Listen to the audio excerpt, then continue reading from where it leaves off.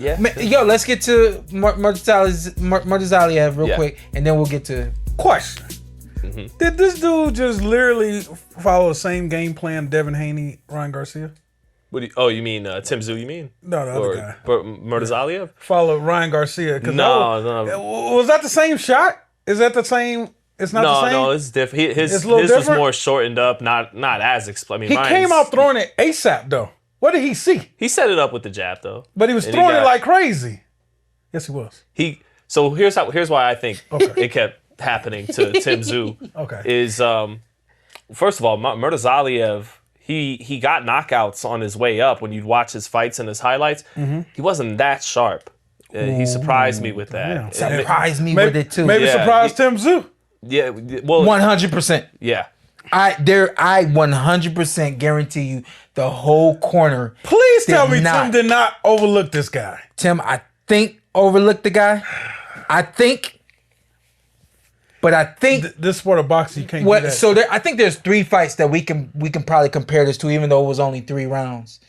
But I on the way coming up here, I thought about my fight with Ugas, where Ugas expected the fight to be in the middle of the ring, us clashing each other, and the last man standing. Mm-hmm. I came out moving, and it took Ugas 10 rounds to finally realize he's not gonna come after me. I'm like, yo, what did you think? You know? I remember, I think it was the 9th round or the 10th round. Something to you, he right? waved me at him, and I was like, I'm not coming at you. You can't do nothing about it. You know what I mean? And we know how that fight played out. They didn't know that he wasn't going to come to the center of the ring and try to brawl. They didn't know he had the jab. I didn't know he had the jab. Nobody knew he had this fast jab. I had no clue this dude could do this. I had no clue. When I promise y'all, man, he could do this. My dad, simple movement. My dad, I talked to him yesterday. We was together yesterday. He said, "Did you expect that to happen?" I said, coming into the fight, I didn't expect it to happen. I said, Dad, he came out and he threw 3, 4, maybe 5 jabs, and he circled to his left. Mm-hmm. I said, Dad, when he did that, I knew it was going to be a problem. Isn't that like putting a guy in a blender kind of thing? Because you're moving on. You never heard that one. Yeah. I know that's what to make it simple. That's what he did to Tszyu from the opening bell. Ain't that like an NFL reference? No, that's basketball. That's a basketball. Yeah, put him in the blender. That's a basketball but I just mean reference. you turning the guy and touching him up with combinations and putting him in a blender. But I think so at first I was maybe gonna play up. Okay, I think what happened to Tszyu a little bit here was he got hit. He was getting touched early with the shots on the top of the head, and you're not getting hit too clean yet. But I was tempted to feel like, and I still think this, that before the Fundora fight, he would have been more methodical in his normal patient self. Okay, these shots are hitting me on the top of the head, but don't get crazy. Cut the distance, be responsible, be patient, accurate, and start placing my bombs. And over the course of 12 rounds, I'll settle this down and take control of the fight. Mm-hmm. And it looked to me like, from him, oh no, I'm cut again when there's nothing there. Mm-hmm. That PTSD from Fundora began to set in because Fundora pelted him, and he, I think. He wanted to get that get back immediately. Mm-hmm. Whereas maybe before the Fundora fight, he'd have been a little more patient and a little more confident that over the course of a 12-round fight, I'll do my thing.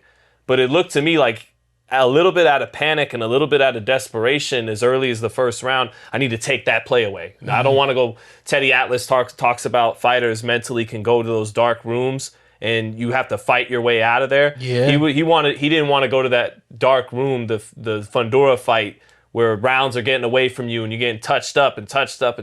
So I think it made him press earlier. But I say all that to say, when I rewatched the fight a couple of times, I still think that's true, but he walked into a buzzsaw. He walked into it all of it. He walked into a buzzsaw. And Murtazaliev took advantage of some of his flaws. All fighters have them.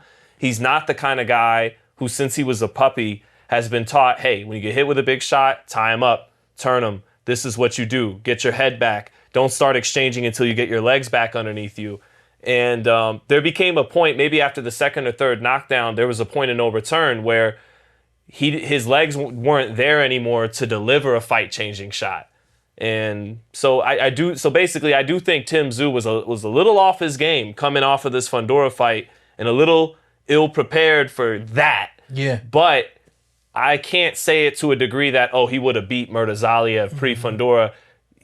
He walked into a buzzsaw. Murtazaliev was on point, man. He was. That was kind of like what Pacquiao used to do to dudes when people didn't know who Pacquiao was. Yeah. And then he show up and beat the shit. You know. My commentator, he was introducing the fight and all these other things. So I had an opportunity to watch and just study like everything. I had a judge. I was about 10 or 11 years old. And this guy thought that he was a whiz at boxing, right? A Cuban guy in Cleveland. And I don't know. The best of both worlds. I don't even know why I was sitting next to him watching boxing. I was watching amateur fights. He leans into me and he says, he leans into me and he says, and I hope he wasn't judging the fight like this, but he leans into me and he says, you can see who's gonna win the fight by who has better feet. And I never forgot that.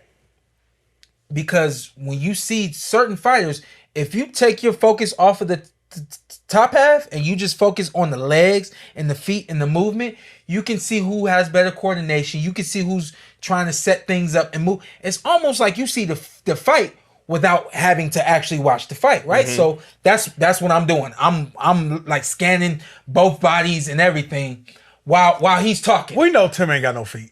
No, Tim ain't got no feet, but on top of that, Tim's standing straight up. Okay. And this is what I teach fighters. You gotta have your knees bent for multiple reasons. They act as shock absorbers. When you get hit, you can take the shock off the punch, and it don't hurt as much. Up here, you getting all of it. You gotta take the shock. So number one, he wasn't ready to take anything. Number two, when your knees are bent, you activate it from the ground up. And every fighter that knows this, power is generated from the ground up, right? So the same thing, you're activated. You're able to move in, out, list goes on. If you're upright, you're not activated to move.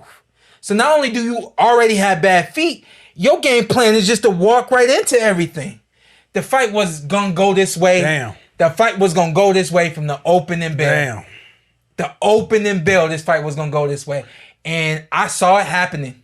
Win, lose, or draw with Fundora. If he faced this man. Based on how he came into the ring. Now, here's the other side of that. Maybe he came into the ring like this based off of how the fight with Fundora went. I got to prove to everybody I can take a punch and I can deliver one and I can knock everybody out. I tell people all the time, like, get off social media. What everybody say about you, you don't have to become what everybody says.